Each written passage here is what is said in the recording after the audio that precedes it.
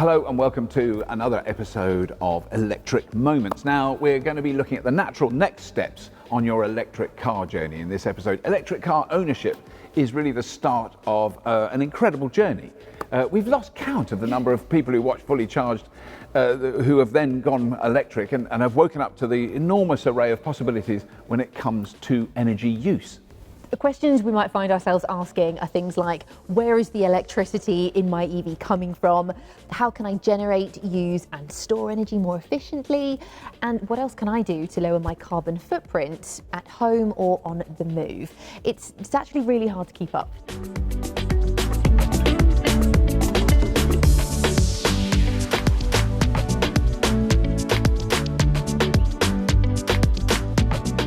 Now, despite the fact that on Fully Charged we are lucky enough to have a ringside seat to all these amazing new technologies, it is difficult to know where to start.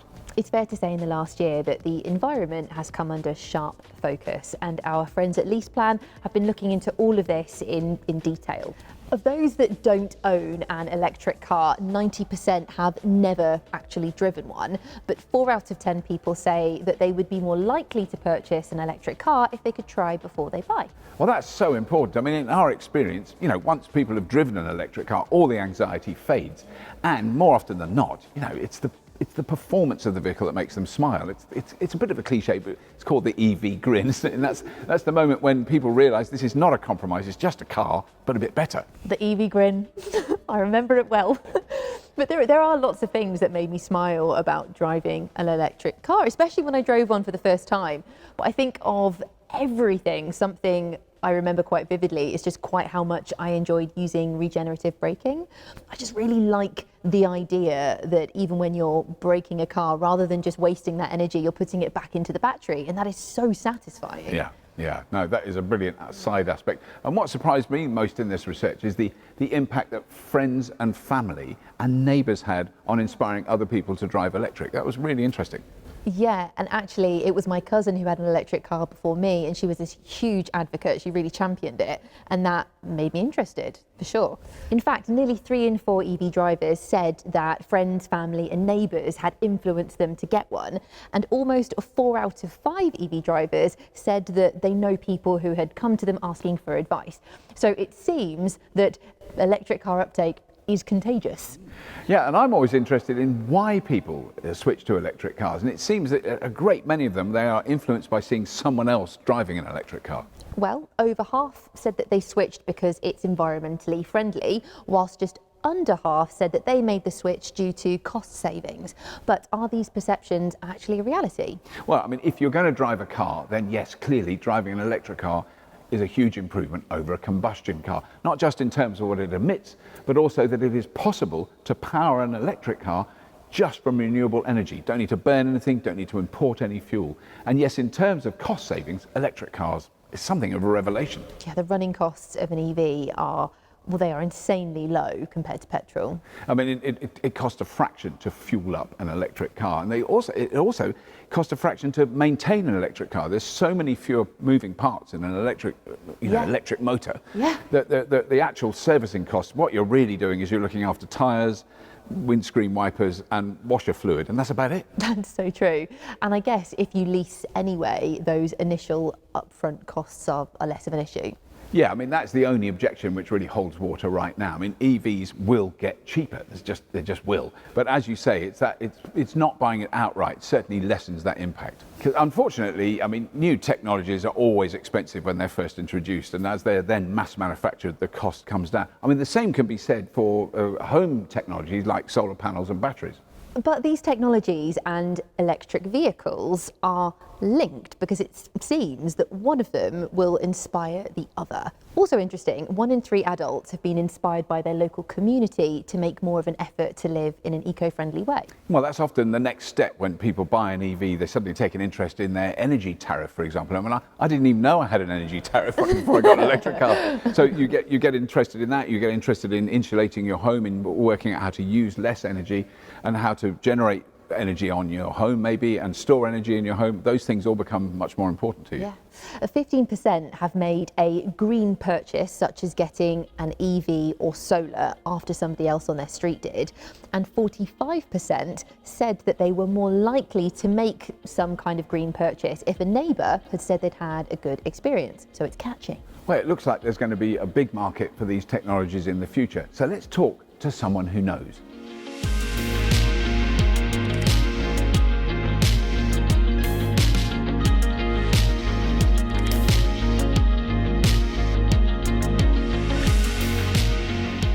So the reason I went electric was because of my daughter. When she was born, looking at her, I decided actually maybe I should try and do better for her and better for the next generation of kids, just trying to make things, leave her something as opposed to the pollution and all the other things I'd been doing previously. And the hope is that when I face her or my grandkids later on, they ask me what I did, I can show her all the things that I did to try and make a difference. So we got our electric car in 2015, the first one, and we loved it. Me and the wife would fight over who got to drive the car. So for us, it was a real easy decision to buy a second electric car and go completely electric. And we've been completely electric in our household since 2019.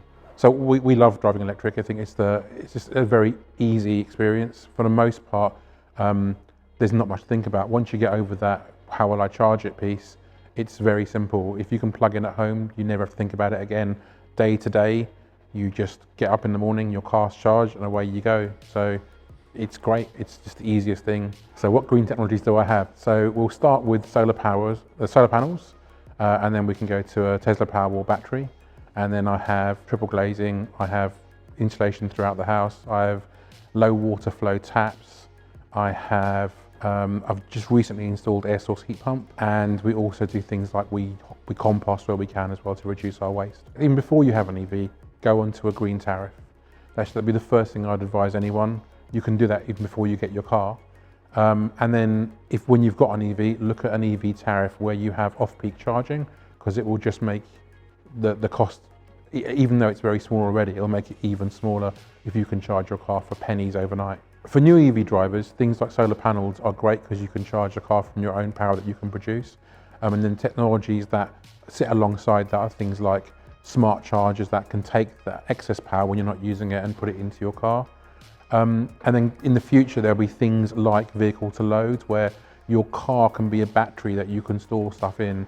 And then at peak rate, when the price is high or the carbon is high, you can then use your own stored energy to power your house. So these technologies are definitely what we'd call disruptive. They definitely help change behavior, and which is great. For us, it's been things like doing electrical things like washing or dishwasher when the sun's out, or overnight when the grid is low energy, we will use cheap rate electricity, which is cheap and green, to do this. So that's definitely a behavioural change there. So tips for people considering green technologies would be, or the biggest one is to try and find people locally to talk to. There are people like the Transition Town movement. Transition towns, they're all over the country, all over the world, where you can go and talk to individuals in your local area who have done this. And then there are people like me who open up their houses on the Eco Open Houses Trail, where you can come into someone's house and look at this technology and look at how people can live with it and what they can do with it. I find lots of people come to me and say, since we've seen your house, or since we've seen that thing you wrote, or since we spoke to you on Facebook, we have bought solar panels, bought an electric car, we have moved to air source heat pump, we have done these things, just because I had the reassurance that someone else had done it first and that it wasn't impossible to do. So in my position, I see a lot of that, but I think anyone who's out there who's doing this is a positive force and should be praised. That's some pretty inspiring stuff, and I know that I would love to electrify my home right now if I could. Well, there are lots of incredible products and services out there, and there are quite a few things you can do quite cheaply to get started. I mean, not least switching to a sustainable energy supplier or installing a smart thermostat. What's amazing though is that if you do decide to go down this path, you're also gently encouraging your friends, family and neighbours to do the same. Yes, and from experience I can say it all starts with one single step. Thanks so much to LeasePlan, who conceived and created this Electric Moments series with us.